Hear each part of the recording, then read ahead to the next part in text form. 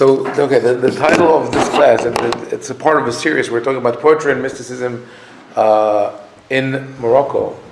So, like I said, we need to explain mysticism in Kabbalah a little bit, and to maybe get people familiar with Morocco also a little bit, and then we'll see if we could get into some texts from very little from what we have, a rich trove of Kabbalah literature in Morocco.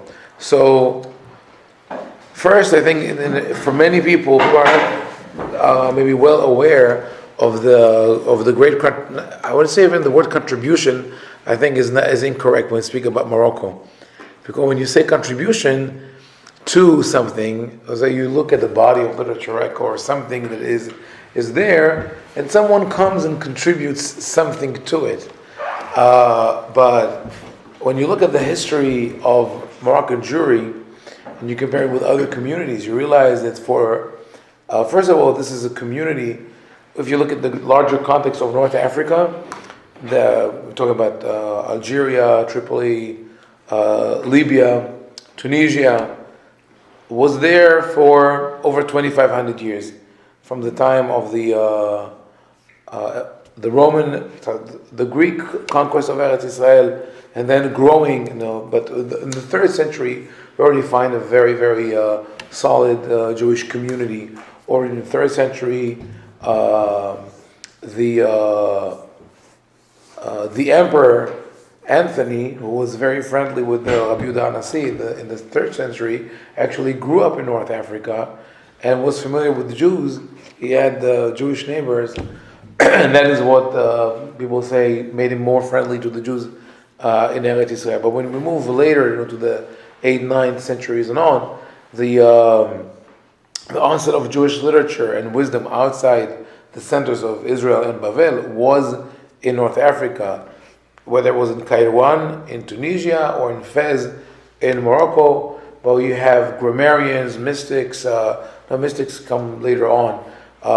Masters of halakha like Rabbi Ishaq al-Fasi, and poets, merchants, and there was also very active movement between the centers. There we have Jews of Babylonia migrate en masse to Morocco at a certain point. Then the Maghrebi Jews, the Jews of North Africa, migrate to Egypt, and then back and forth during the expulsion from Spain. Large communities came from they called them Megorashim. The exiles came from Spain and Portugal to Morocco and settled there. Some places they took over the local community. They were so numerous and powerful they took over. But in southern Morocco it didn't happen. Especially in Fez, the local community was very strong and maintained its minhagim. But there's a special atmosphere of creativity and of the approach to the study of Torah, as well as to leadership of the communities with the rabbis, that produces a different type of literature in Morocco. It's very, in some aspect, you could say very personal, very intimate.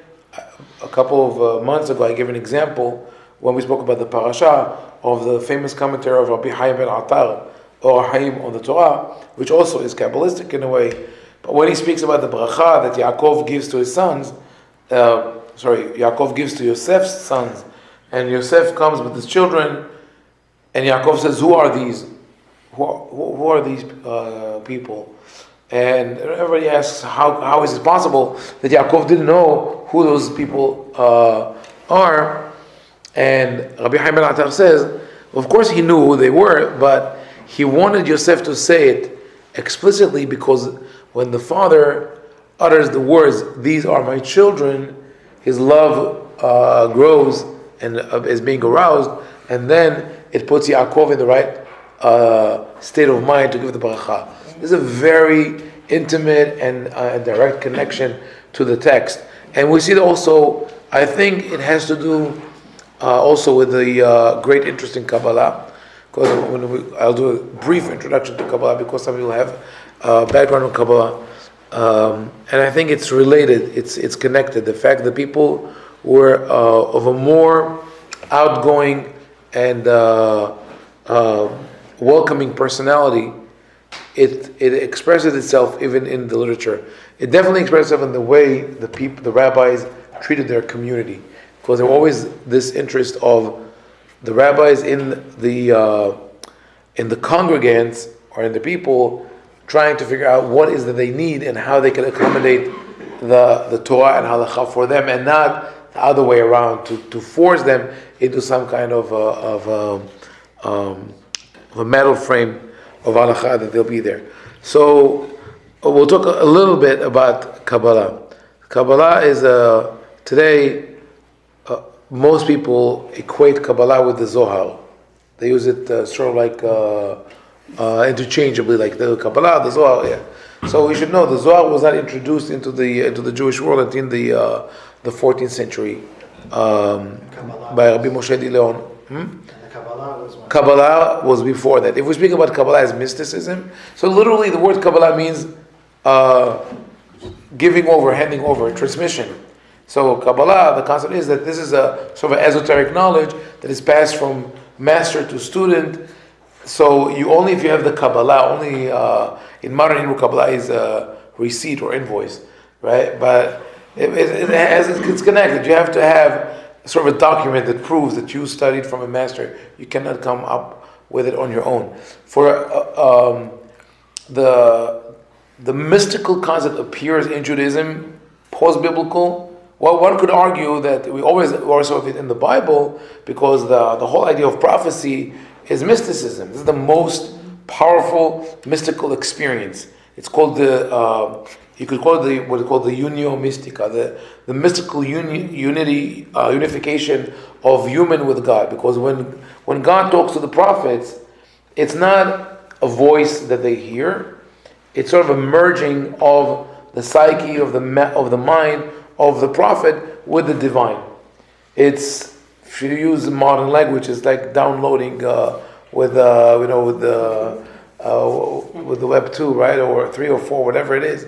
The files are downloaded immediately, instantaneously. This is what happens to the Navi. That's why we usually find the Navi in a state of falling down. Because there's no energy. All the energy is drained towards the spiritual. So we already have Kabbalah in the Bible, and there was a study of Kabbalah also. It was called Bnei Nevi'im, the students or the cadets of the Nevi'im who were practicing in order to become a prophet. And there's a discussion about that. How do you train yourself to become a prophet? Right? What does it mean? So there were two tracks. There was the college track, where you go to a prophecy college, you take all the courses, you graduate with a diploma, but you might be hired and you might not be hired, right? just with any degree that you get today. Meaning you can do all the right things, but you will never have a prophetic vision, or you might. And there was just the being chosen by God, even though you didn't want it, like Yirmiyahu, Moshe, or Yonah. All these people were saying, God picked them up and said, okay, I want you to go there and say that. And Yonah says, I'm not interested. That's not on my schedule. What? How do you prove that? I cannot prove that. No, how does anybody prove that? Prove what? That he's a prophet? That God spoke to him. Nobody can prove that. Right. So the Torah, no, the proof the Torah gives is perform miracles and or guarantee certain miracles. But the rabbis later worked it out to say. Why would he create like also a prophet, a bad prophet, like a? No, like so Hashem does not create the evil or the false prophet. It's the prophet who comes and says, "This is what Hashem told me to do." And today also you have false prophets. You have all kind of Kabbalists and mystics and rabbis and charlatans who tell you, if you give this amount of money, you'll be blessed. You give it, and if you're blessed, you'll say, wow, it works. This rabbi performs miracles. Let me go again. And if it doesn't work, you come to the rabbi and say, it didn't work. And he says, because you're a sinner. So it's a win-win situation for the rabbi. That never fails, the Kabbalist. And this is where I always mention this warning that I heard from my grandfather, who heard from his father, who was one of the greatest Kabbalists in Bavel in the previous century. Rabbi Ovadia, a student of the Ben Ish Hai, started studying Kabbalah at the age of 9. He said, if you go to anyone, a rabbi, a holy person who expects something in return for the blessing, even if it's not money, even if it's to be the sandak, to be the one who holds the baby at the bris, you don't go. He says you don't need that. You could go directly to God. God doesn't charge you. That the whole thing is false. He did not accept that. But anyway, really, a person cannot prove to others that God spoke to him, and that's why you have, despite the process which is described in the Torah, that if the prophet comes and you don't and talks to you and you don't know whether he's a false prophet or a true prophet, then he has to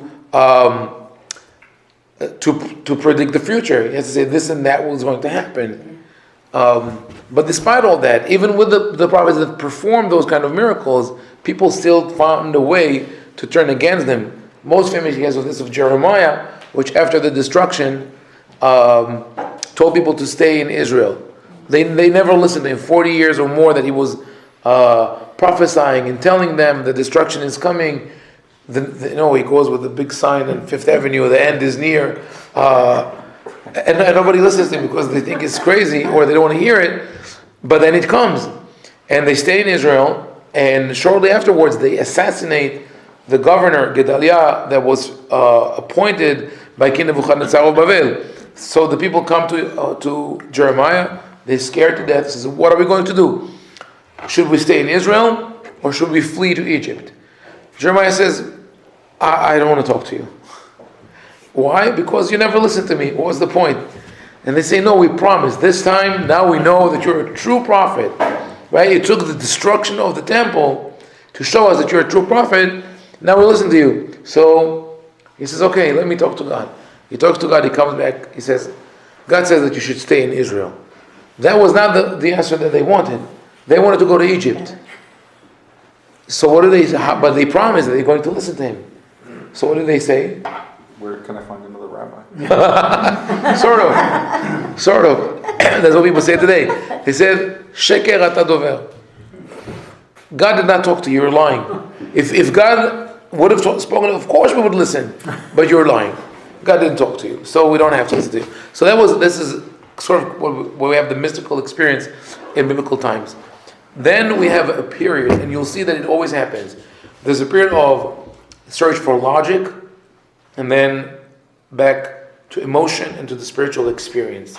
Just like in music, if you follow this through music, you have the alta musica, and then the baroque, classical, romantic, modern, and then go back to it. People want something which is once you've exhausted one type of music or one type of literature, and let's switch it. Let's go. So once we pushed, the Bible was all about prophecy and connection and spirituality. Came the rabbinic period, and there was a very strong emphasis on knowledge, on wisdom, on intelligence, on analysis. Then came the Midrashic period. So the rabbis, during the height of that logical pursuit, said, "Miyom sheharav bet hamikdash, nitla nevuah min haneviim v'nitna lashotim." From the following destruction of the temple, the prophecy has been taken away from the prophets and was given to the fools. So, either way you want to look at it, either that people think that someone who's maybe not all there knows things that we don't know, and it's funny because in later generations people did think that if someone has a mental disability or a physical disability, he might be a prophet. Muhammad was epileptic. Shabbatai Tzvi, the famous false Messiah, was epileptic. So people attributed his to these seizures. They thought that they are now being possessed by a divine force. So, but that's not insanity. But this is what they thought.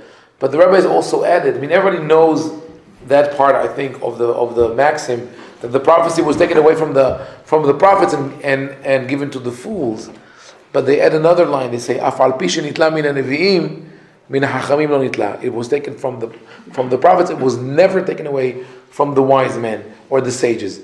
So they were arguing that the sage or the philosopher has direct access to God. What happens later is very broad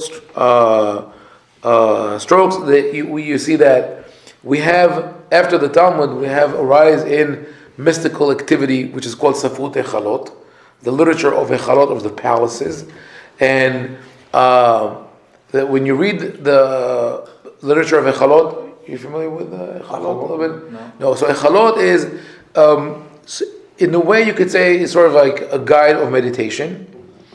And there's a lot of usage of repetition, of chanting, of names of angels that are extremely long or complicated. And some of this literature entered our high holiday liturgy. Famous one when it's about Ishmael Kohen Gadol, who says the Rabbi Ishmael, we don't know that he was a mystic. In later literature he became, and he says how he came to bring into the Holy of Holies. He brings ketoret, the frankincense, and he sees the great name Akatriel. He uses a certain name that is sacrificing the souls of, or he seats on the throne. Different visions, right? But mainly this literature was used by individuals who most probably meditated in a very, very high level. So all these repetitions and chanting, that's the one part of it, help them get into a trance, into a certain state of mind where they drop the boundaries between the self and the universe. But then there was a danger of losing themselves in that. This is kind of, it happens to mystics, by the way, it can happen also to theoretical mathematicians. I think it happens. Is it true? Did anyone know of that? Einstein. I think there's at least one case of a person that, I think a woman, I forgot the name, that explored the concept of infinity, and sort of like, in the way which is shaky. Yeah. Well, there's a guy named George Cantor who talked about different levels of infinity and actually ended up going insane. So that's the you could gather from pure logic, and you could gather from this concept of mysticism. That basically we're trying to fit into our brain something that doesn't fit there. So we are rewiring our brain, and now there's more understanding of the concept of how one can rewire his or her brain. This kind of neuroplasticity. That's something that has been is being explored only in the last 10 years. But the brain is plastic. We could tweak it.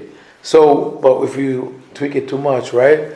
You don't hack an iPhone. You open your iPhone, you're gone. So that's something like that. Anyway, that's the Echalot literature, very esoteric. And then we have a pushback against it from Rav Saadia Gaon, who's very logical, and the other Gaonim, Rav Hai Gaon, and eventually Maimonides, with absolute logic, rejecting anything that has to do with mysticism. For him, the mystical experience, which is true, is the beauty of creation, or the pure understanding of the philosophical concepts. Aristotle. Right. It's all pure thought. This is how you achieve this mystical experience, and I think that's where you have the cycle comes back. People say we need a little more excitement. We need a little more emotion in our philosophy, and I think that's where you see the Kabbalah of the 13th century, starting with in Gerona in Spain, and with the Zohar with Moshe de Leon, that they wanted to make a connection between the halakha, the rigid following of the law, philosophy, and the understanding of the soul and the mind and human behavior. So this is a very brief history of Kabbalah. Rich, and where does Sufism go into this? Okay, Because that's the time of the Rambam. it's time, right. Would you say that Sufism is a type of meditation and asceticism, meaning that you draw away you withdraw from certain things, and you invest yourself in learning and in wisdom, but also some kind of meditative techniques, whether it's dancing or chanting, or so. But it's a wide. There's actually a direct physical connection between these things during this period you're talking about, 12, 13. Oh yeah, physical between Physical in terms of where it was coming from, because Sufism and the Kabbalah and Maimonides' interest in a more rational, logical Judaism all sort of met in one geographic location, which was the south of France, right by the Pyrenees. Eventually, yeah. But before that, even when we talk about the greater Mediterranean continuum, you talk about where people were active. You talk about Babylonia. You talk about Persia. No, I'm talking later now. This is you're talking later, 12 and 1300s, because yeah. in this area, it's called Languedoc-Roussillon, Yeah. which is the southern part of France. If people are familiar with this, it's just to the Languedoc. west of Marseille. Languedoc is where there was still a very strong Roman influence. What's called Very Languedoc, strong. the language of Oc instead of we. And because of yes, this Latin, was a huge yeah. commercial center for the Western world. In other words, everything coming from the east, Right. and everything coming further from the west, from Morocco, Portugal, Right. and going as far east as, It's true, as there was- Asia, wound up going through the ports in Languedoc-Roussillon, which were again, it's all these ports along the coastline there. Right. So I'll talk about it for a second. In terms of influences, like you mentioned, the Sufis and all that. With the rise of Islam, then the spread of Islam, it was very, very fast. Through from the Arabian Peninsula in the 6th century, they went over. They took Persia, Iraq, North Africa, Spain, and there was a very active cross-fertilizations of ideas between the first of all, there was a lot of knowledge in the pre-Islamic period, even though the Islam called it Jahiliyyah, which means ignorance or darkness, but there was knowledge that they had, and they tried to cover up for it to say that there was nothing before that, but they used this knowledge. But there was also great interest when combining the teachings of Judaism and Christianity, and later on it went back. We borrowed back from it. Was cross fertilization.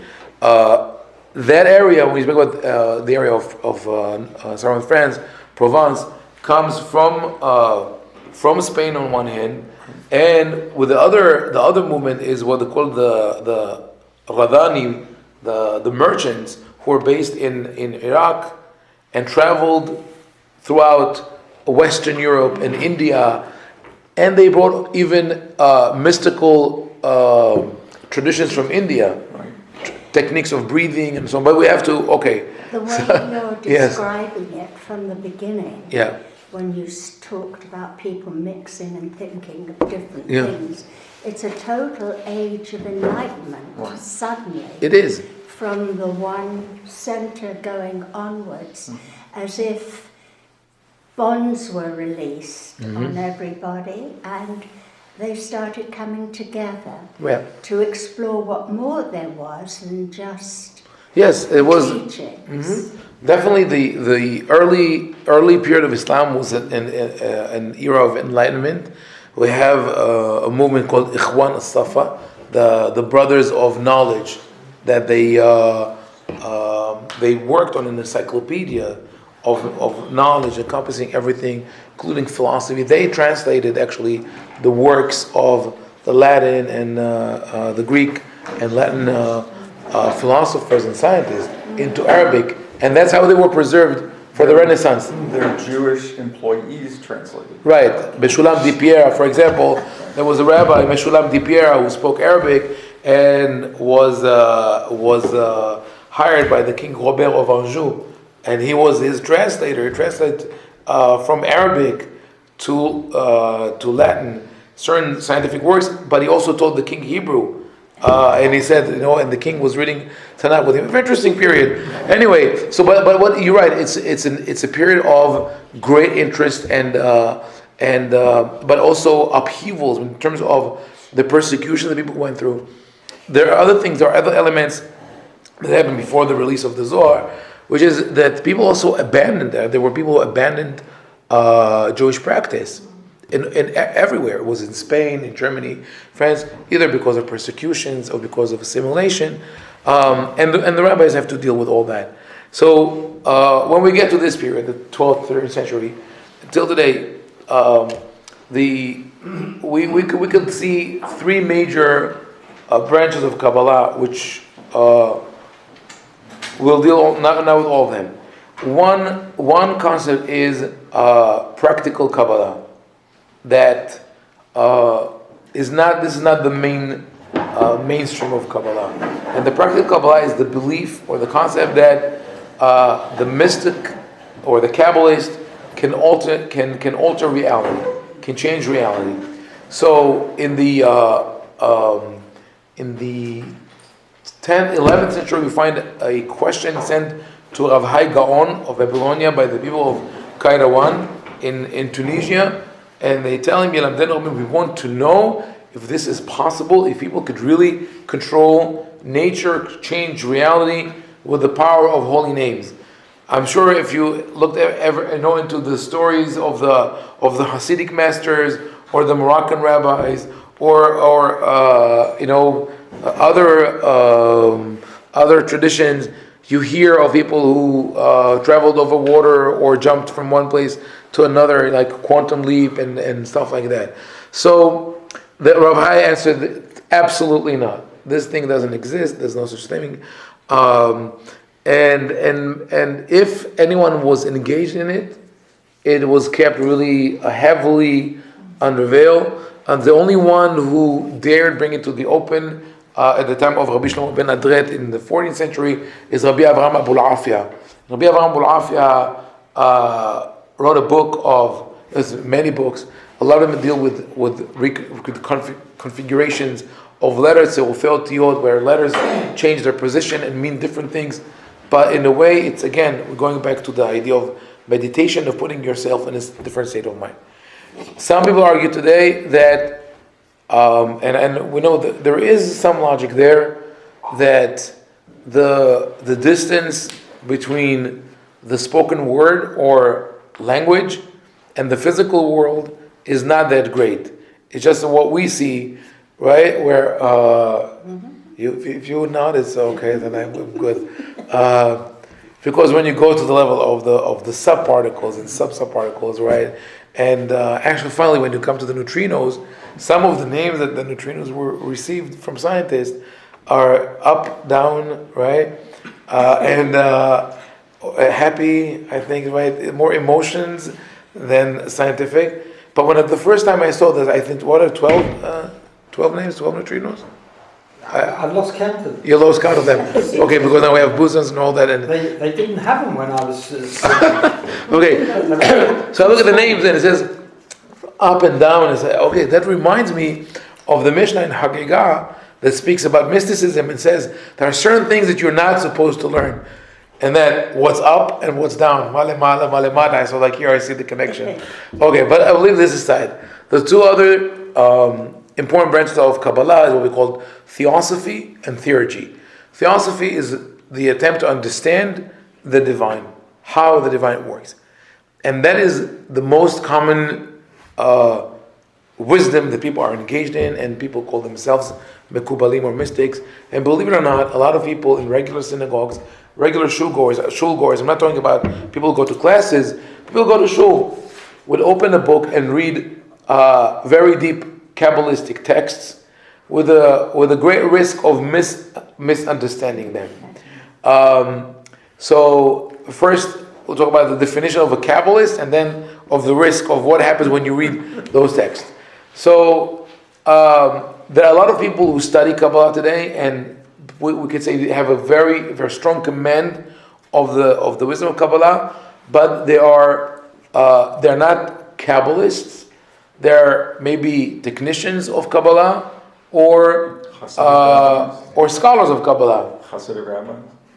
Including Hasidic rabbis. They could be the greatest. I'm not saying it's not about layman, or it could be the greatest rabbi who studies Kabbalah and is name dropping. I mean, that is something. I'm telling you, this is what I heard from my grandfather, who was a Kabbalist, but didn't practice. And his father was a greater Kabbalist.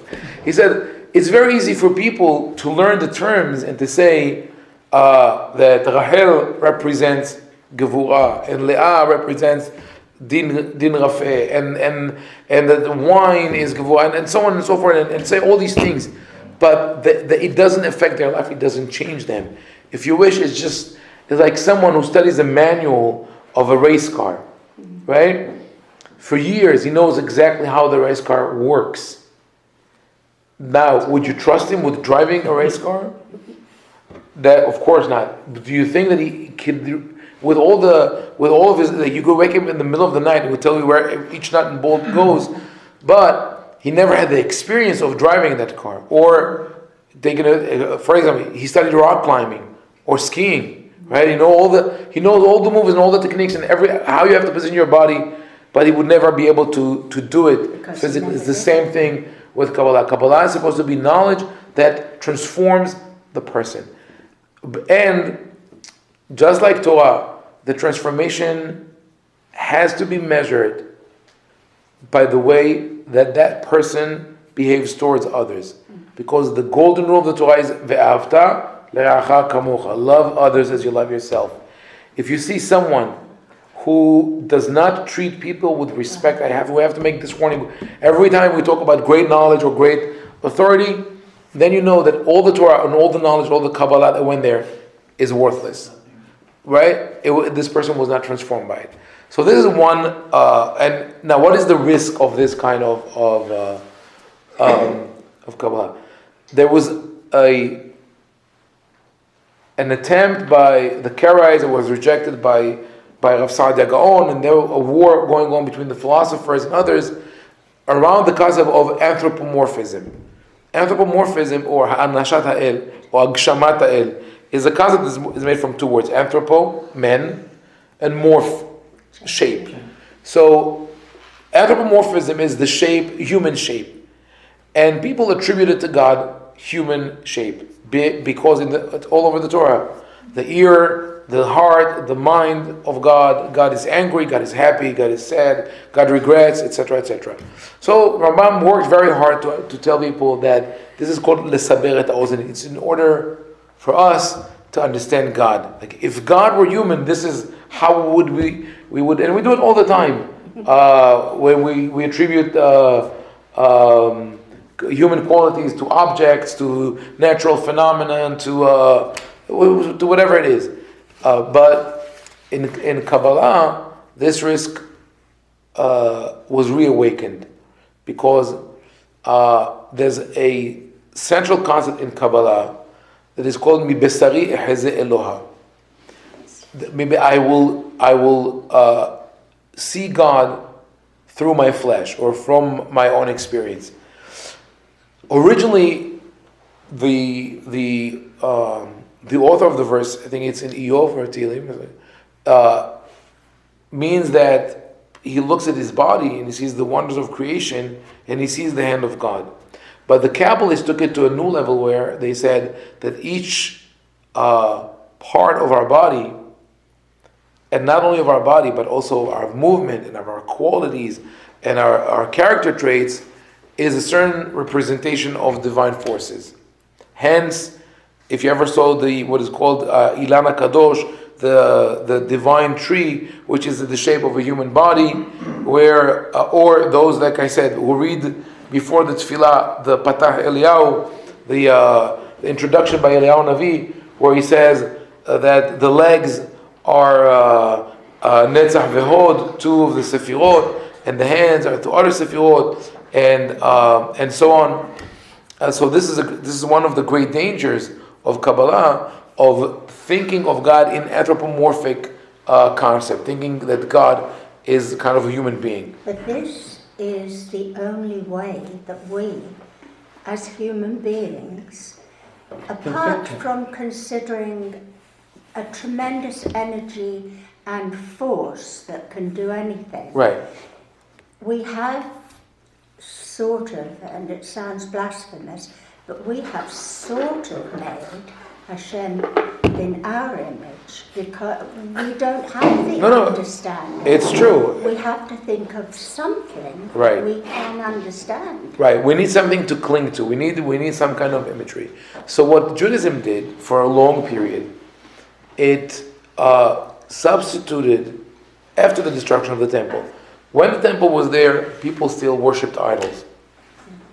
There were more pagans at the time of the temple in Israel than there are pagans, I think, in the whole world today. They were very, very invested in it. After the destruction of the temple, we substituted that for letters, the name. So Shiviti Adonai Lenegdi Tamid. I always have Hashem's name in front of me, so we think of the letters. But even the letters later on in Kabbalah took human form. The Vav represents a certain organ, the Yud a different organ, and so on.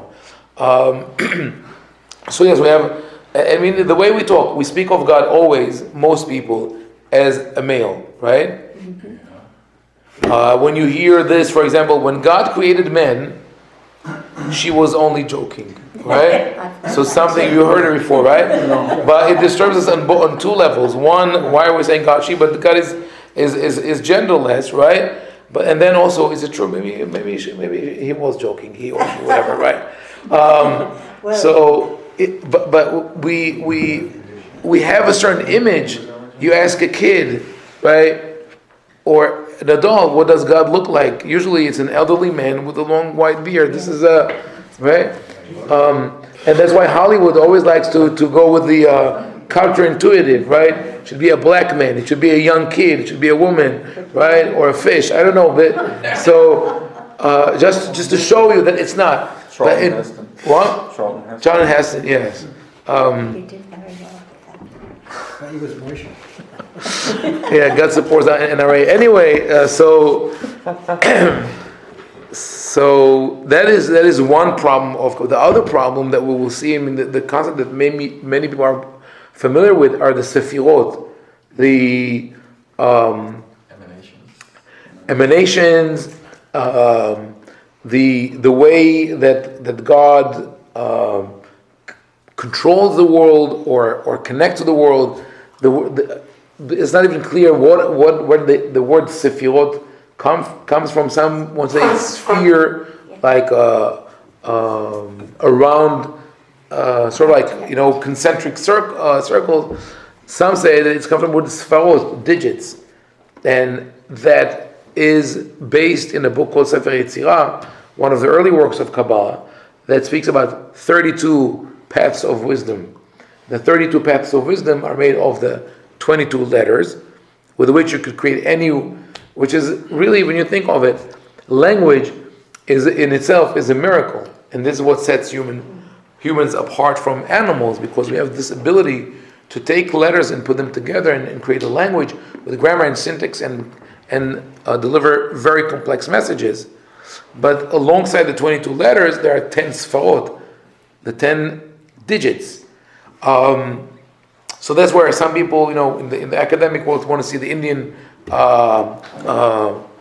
influence at that time. But anyway, from that, so we get the 10 sefirot, right? So what is the problem with that? That what are the 10 sefirot? Are people familiar with the names of the sefirot? Keter, Chokhmah, Binah. Isn't it called Malchuyot or something? It includes Malchut. Right. Yes. So the names are. I will translate with the one that I can. So it's Keter, Chokhmah, Gvura, Tiferet, Netzach, Hod, Yesod, Malchut. Those are the sefirot. Keter means crown. So that's the sort of like, again, now once you say crown, you already have an anthropomorphic vision because the crown sits on the head of someone. Then you have Chokhmah and Binah, which are two types of intelligence. Chokhmah is wisdom. Binah is intelligence or intuition, the ability to understand one thing from another, or what we say, the male wisdom and the female wisdom, right? Males accumulate data. They want to know the process, input, output. They don't care about right? Women are intuitive. They're able to see different possibilities, alternative realities. And this is why we see Chokhmah and Binah, Tiferet, which people also glory or splendor, which is also identified with truth. What about Hesed and Gevurah, before Hesed Gevurah. Hesed is loving kindness, and Gevurah is rigor or strength. And Tiferet, Netzach is eternity, Hod is splendor, Yesod is foundation, and Malchut is kingdom. So, right? I thought there was between the Chachma and the Bina in the Da'at. beginning was Da'at. Da'at, right. So this is a different constellation. Right, yes. In Chabad it uses a lot, Chokhmah, Binah, Da'at. Right. But Da'at is called Kava Machriya, is the one that gives the discretion, that where we get stuck between Chokhmah and Binah is on one hand we have great wisdom, on the other hand we have great intuition, and now but what do we do in practice? Right? There's if we really want to understand what is the concept of Da'at, is a while ago, when was the first that Watson, was it Watson or Deep Blue that beat the chess master? It was only a short while ago. Right. So why did it take so long? When we talk, the IBM computer. right? It's IBM Watson, right? It had to be a timed game. I mean, without a timed game, the computer would always win. In the timed game, humans win until now. They were beaten by the computer. The reason, what? Intuition. Because of that, more than intuition. The computer has wisdom and intuition, because the computer, which is programmed well, can see all possible development of one move. But it also have, because of that, millions of dead ends. And the human dot is what enables us to decide, sometimes in a split second, to cast away all the dead ends and to make a decision. Because of intuition. I say, No. I said No, I mean intuition in the sense of, intuition is the more, in the ability to sense possibilities, right? So, but when we sense too many possibilities, then we could get paralyzed, because we have the intuition that if I do this, right? It is sort of a divide. I don't want to go into cliches, but it is sort of a divide between men and women, and not because of man from Mars and women from Venus. This is a book that I mentioned before about that is called The Essential Difference, written by someone who's an expert on autism, Simon Baron-Cohen, and he shows that. That's the brother of the actor? Is a cousin of Sasha, because yeah. the brother is also... No, they're brilliant. Sasha probably, if he would not go to Hollywood, would become a psychologist or something. Because it was anyway. So the danger. I don't want to go into Sefirot now, and I thought I will have time to look a little bit into in the text of the Moroccan Kabbalists. The great danger of thinking of Sefirot, of these emanations or attributes of God, is that we're starting to think of God as divisible, where Maimonides emphasized over and over again that God is one and unique and indivisible and immutable. And here we are talking about God as sort of like made up from all these multiple attributes. right attributes. So there's a problem that, and we'll see. Actually, here we have. Maybe we'll look at it soon, in a second. Rabbi, I hear more people these days of different religions referring to Hashem as the nearest thing they can understand, the most advanced computer that has ever been thought of or not thought of. Yeah, I think that the advance of the internet got people to understand there's a possibility of some kind of an entity that really encompasses everything. Capable of seeing all. Doesn't have emotions, right? Right. Again,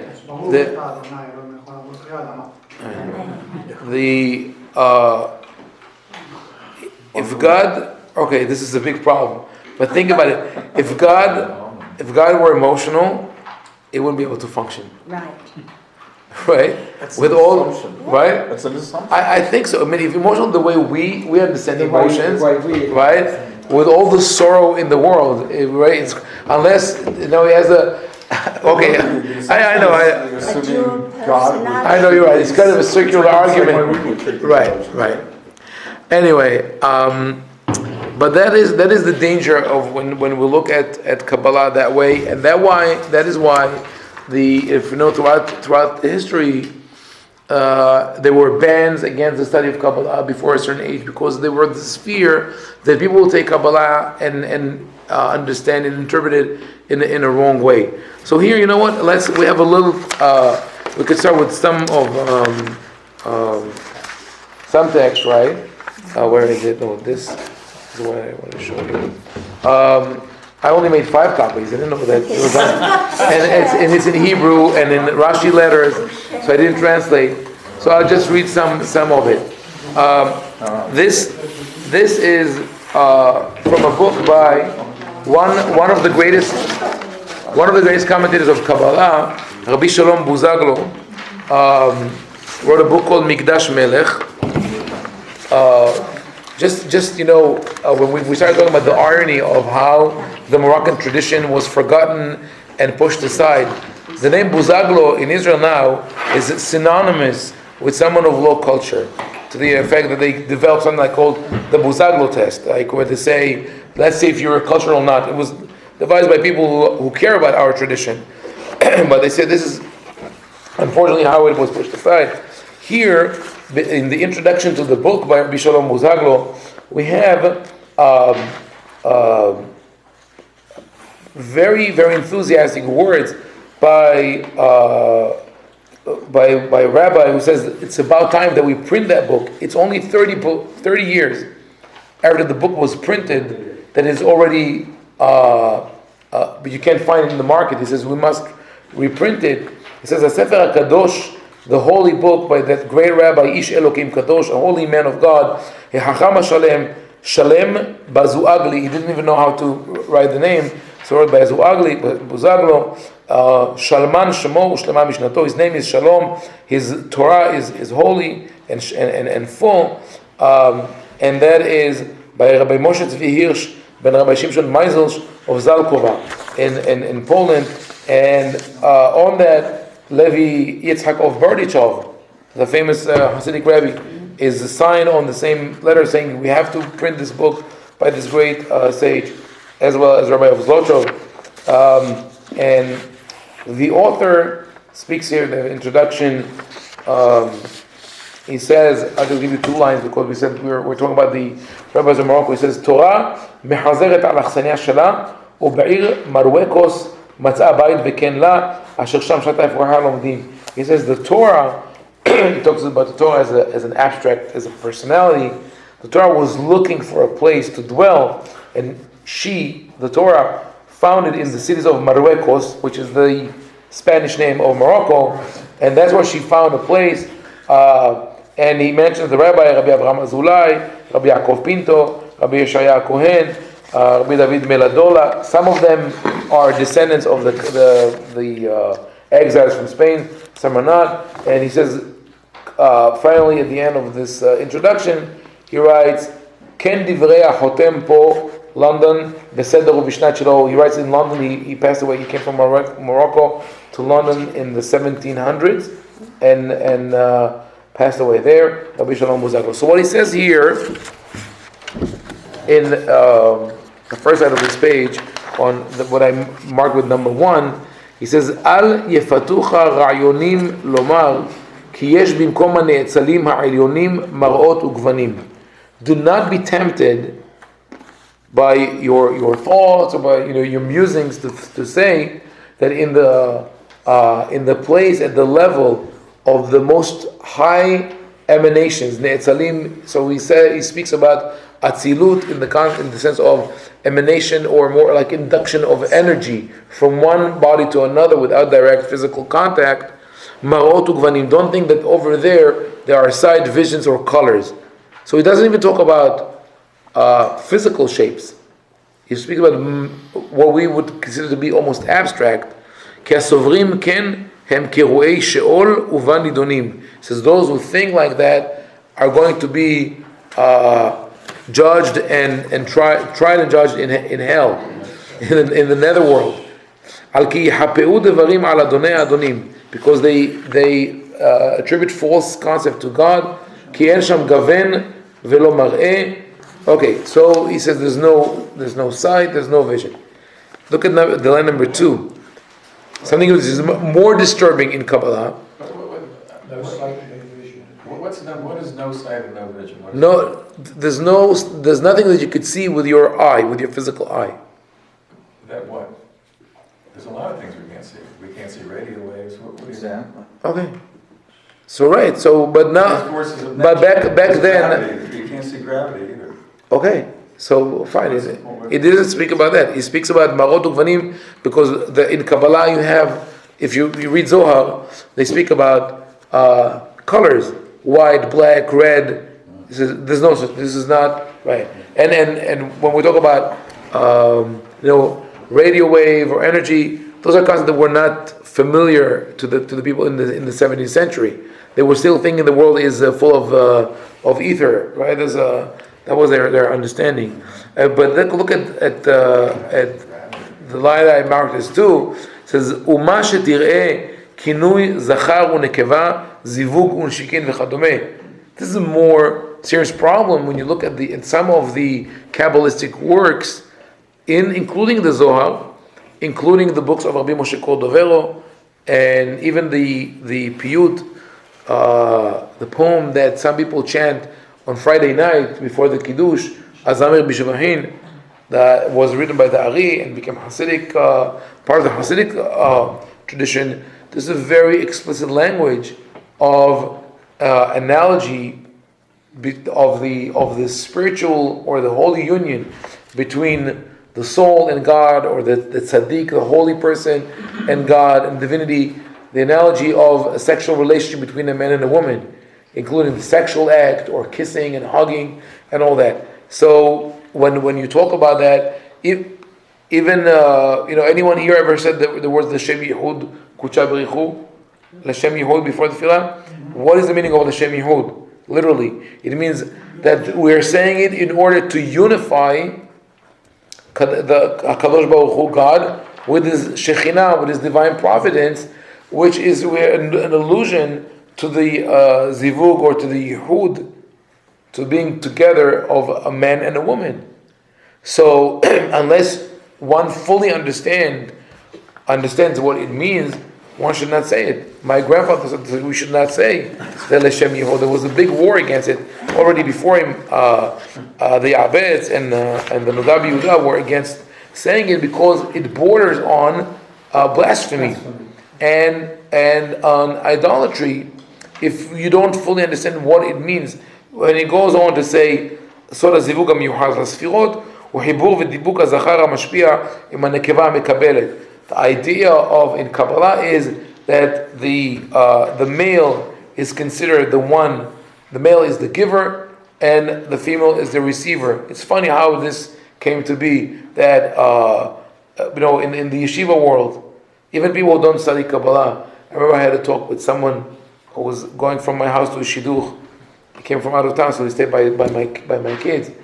And when he was talking about what he's going to say to his meshadeches, when for the date, he says, "Oh, everybody knows that the man gives and the woman receives. So she's a sort of passive vessel." It's a very discriminatory concept. I'm not going to go into, but it is in Kabbalah. This is the concept. So he says it doesn't mean that there is male and female in the divine worlds, but rather there are forces that give and forces that receive. And also it is the ultimate intimacy. Right. So that's the next thing. But I think that connects what I said before, that part of the process of people sort of like not necessarily alienating themselves, but moving away from pure logic because it's boring. It's a little dry. So we know we have great commentators on the Torah, and we have Rashi and Ibn Ezra. They're both great commentators. Most people study Rashi, and very few study Ibn Ezra. It's not because one of them is greater or wiser than the other. It's because when you read Rashi, Rashi is compassionate. It draws you in. You could agree or disagree with him. It's not, I'm not talking about the veracity of the commentary, but rather how you feel about it.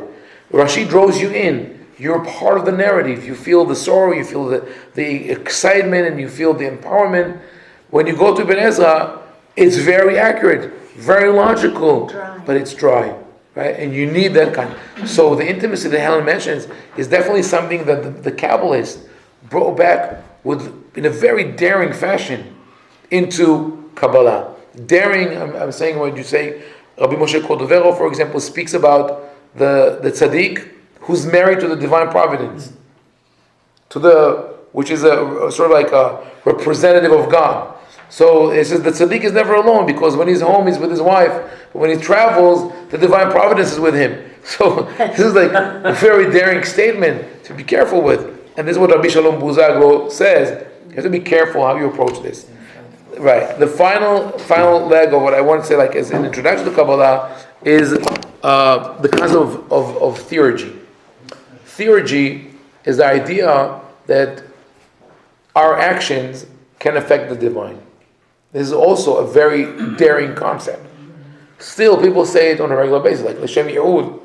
When I say I'm doing this mitzvah in order to bring God closer to the divine providence, so I say I'm going to affect the divine worlds. When people say a prayer that revolves around the concept of le'akama shechinta me'afra, I want to awaken the divine providence from the dust, meaning to bring closer to the redemption. Again, it's a daring concept. Thank you. So we could look at it. I mean, there's a lot of interest in Kabbalah in that concept of how our actions affect the divine world, and some of us do it on a regular basis without even knowing. Some people, for example, have the practice of adding drops of water to the wine on Friday nights. So this is something that started as pure halacha, because at a certain point the wine was so strong that it was non-potable, non-drinkable without water. Then they stopped doing it. Kabbalah restored the practice, saying that the wine represents din, strong, rigorous judgment, and water represents loving kindness, and we are sweetening the wine with that. Now, to do or not to do, my grandfather personally at home didn't do that, because he said if you're not a Kabbalist, you don't do it.